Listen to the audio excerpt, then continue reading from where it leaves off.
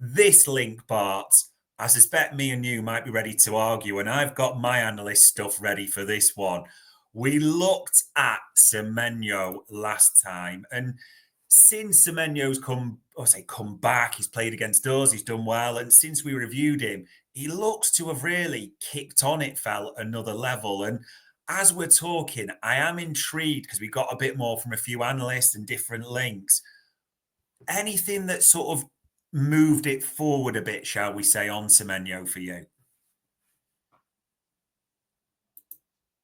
So yeah, I mean, it is fair to say. I think when we looked in the summer, I was like, okay, I can see something, but yeah, I'm not too sure. His output needs to be improved, and his conversion from good positions or threat into the XG and the XA needed to improve. And I mean, I'd be lying to say that he hasn't done some element of that. But still, as we'll go through, I still think there's parts of his game.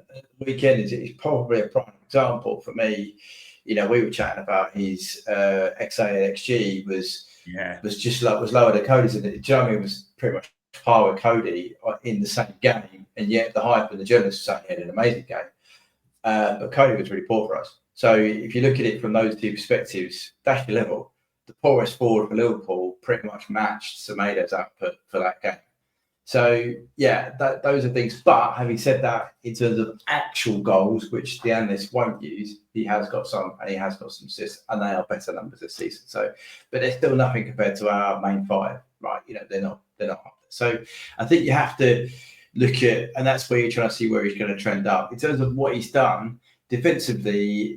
He's improved, 99, 92nd, 92nd for aerials, clearances and blocks. He's a physical unit. We saw it a weekend. He helps out back with the left back, so he's incredibly useful on that. In terms of what he does between the two boxes, he carries it. He has good take-ons, 66, 70th, and he has good penalty box touches. Remember the weekend he was, I think, getting a record against us in terms of being in the box. So I'll get the exact stuff up in a minute. So a really good amount of that volume. But this is the bit that matters: is what does he do in the box? And non-penalty goals, 70th percentile. So it might be green, but 70th percentile. Non-penalty XG, 67th. Shots total, so he takes a lot of shots to 92nd percentile, but the quality isn't where you would like. So that could be a Diaz. Yeah, Diaz takes shots. They're not always the best placed. But what else does he do? Assists, 20th. Non-penalty assists, 31st. So goal creating actions for a wide forward, 41st. That's probably the elements which is still a concern for me. And just to compare him with the players that he's probably going to replace. Yeah, if we were going to sign him, he's going to play the quick for us, right? That's pretty well conceived.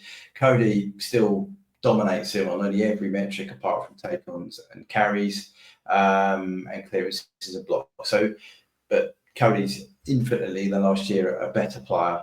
And in terms of Diaz, who is likely to take a position, Diaz still outperforms him on 3/4 of the wagon wheel. The only elements in which Semenyo does better is off the ball, right? Which isn't a bad thing to do. I'm just saying that you really want the difference for him to progress is those numbers, the output stuff, and he's not up with Diaz. I ran the dashboard with him just to have a little look at how he was, and he was, this left triangle was fairly dominant for us against us at the weekend. Penalty box touches, I still have a look at it, but I can't find it now where I've lost it. He was in our box a lot of times. He did really well. 74 touches. So yeah, I'm not saying he's not a bad player by any stretch of the imagination. I just think there are levels when you're making a step up from Bournemouth to Liverpool, and it's the same as the game. There are levels in that, right? And I'm still not quite convinced he can be that level. I would want his underlying numbers to be better than one of our forwards. That's what I'd want if we were going to sign him, personally.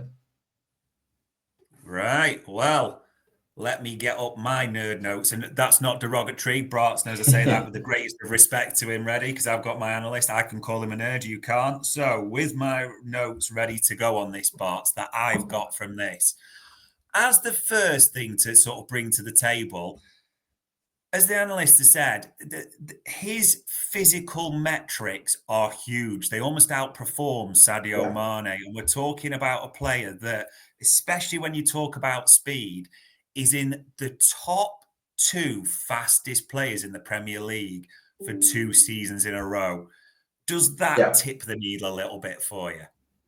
100%. You've got to have speed. I mean, that's one of probably. I mean, Cody's not slow, by the way, but that is an issue. If you're going to replace Diaz, Diaz is one of the great elements. He slowed after the knee injury, but is the outlet ball, right?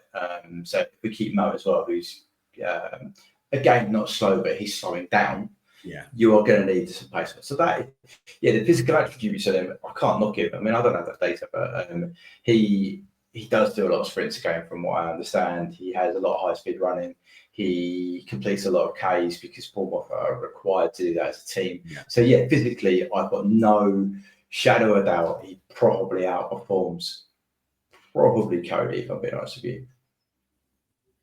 So the physicals are possible. The second one that we've got from the analyst, in terms of his XG and XA, as you say, and the analysts kind of talk about this, it's not where he is now, it's what he could be. And I know you've used this phrase, you always look at it over that 3-year period, you look if it's trending up, you look if it's going supernova.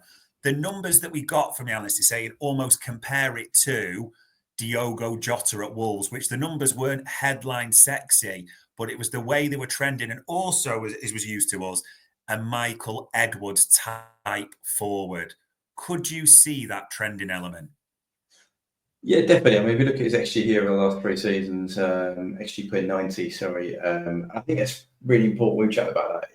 To normalise stuff, to compare, you should do it per 90. Because it takes out the element of someone's played more games, so they've got more opportunity to score, right, or more opportunity to create. If you do it per 90, it's normalised. You can compare apples for apples. So he has got 0.1 3 seasons ago, 0.2 last season. He's on 0.33 this season.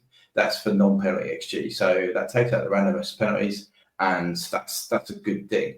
In terms of his assists, we do the same thing. He is trending, again, the right way, although it's not hugely. I mean, he basically went from having 0 XA per 90 to 0.1 to 0.14. So, that is an improvement. If we just do a fair comparison, as we should do, with Cody, Cody's XG over the last 3 seasons per 90 is 0.38, 0.49, 0.38. So he's coming down slightly, but he's still 20% higher than Semenyo is. I know there's an age gap. I get that. Passing, XA, they're around the same ballpark, to be honest with you. Cody's 0.19 now, whereas Semenyo is 0.18. So they're about the same in terms of XA. But it's that threat to the scoring stuff is probably where Semenyo needs to take the lead. I haven't got Diaz linked up, but if you want to compare him to another player that we have spoken about, which is Gittins, which people like, he's a I think you said he was a sexy signing. This guy is also profiling up, although he's actually come down from his season by 3 years ago. 0.9. So he's lower than a pair of them in terms of XG per 90. And if we look at his passing, so his XA, Gittins is outperforming Semenyo and Cody in terms of XA per 90. But it is Bundesliga, so you get to multiply it by 0.84 to get it to a Premier League level. So, yes, there is a trend over time. Does that mean he's exponentially going to turn that into what we need? That would be down to the high level of data that they've got at the club. There are signs there for sure, but he does need to tick a bit higher for me. But you never know. More opportunity in a better side, he might do it. So certainly physically off the ball, he would help us out. So more than help us out, he would do the work that we would need. But it's literally that final piece of turning the threat that he's creating into a goal scoring opportunity, that's what he needs to do. But unfortunately, that's the most expensive thing in football. Is it fair to say then, in summary, that Semenyo, all the physical metrics, superb, absolutely in terms of defensive and the work he'd give, absolutely crucial. That element, more than a tick, he'd be fine there. Also, his pedigree, because you talked about the risk of the Bundesliga and what you're going down with. Semenyo's played at the lower levels of English football, Bristol City, so he's seasoned it, in the Premier League, the experience. The trend is also, as you said, on the upward curve, especially that XG is moving nicely. But is it fair to say the ultimate decision is, like you said, to keep that going up? That's why you pay the major bucks in football. A little bit, I know you've talked about this before. Is there the ultimate concern for you that it could feel like one of those Diaz ones where it looks good, but the output might just not get to that top level? Yeah, to be brutally honest with you, the reason Diaz is frustrating is because he does, I would say, at times he does 90% of everything that you need to do, but it's just that final element. And unfortunately, Diaz has a habit of not getting that final element right in really critical times. But he's improved this season, but last season and the season before, it was in critical moments. So that would be a concern of mine. But that's, as I said, the data boys, they will look at that and they will value assess that. I think the fact he's Premier League, he knows the league is a tick at his advantage, whereas you've got someone from abroad that have to learn that. You are going to pay more money for him. I'm guessing his fees, 50, 60 million pounds. Bournemouth are not going to be silly. So, yeah, that's an outlay. But as I said to you before the pod, the guy we should have got for this is gone to PSG, but same bit. Yeah, it will be interesting. I think it's fair to say I kind of sway Bart's a little bit, as in he would be on the list. I'm not going to pretend he would necessarily be the first choice signing, and whether he bring the goals and the overall stats, yeah, it's hard to guess. But there is a lot to like about Semenyo, and the pace, the physical, the teamwork, the trending upwards, the Jota at Wolves element. It will be one to keep an eye on. We will see what this season brings. And importantly, what the summer brings. And I know people were saying there in the comments, welcome to all our FSG out people. We are just literally, as we say, as the very suggestions around summer, telling you what we think might happen or who could be of interest. But there we go. There we are, ladies and gents. Episode 11 of Transfer Market Metrics.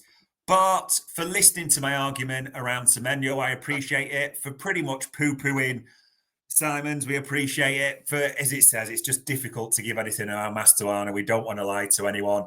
It is appreciated for the time and effort as much as anything, mate. No worries. Anytime. Pleasure. And ladies and gents, that was the Transfer Market Metrics for Anfield Index.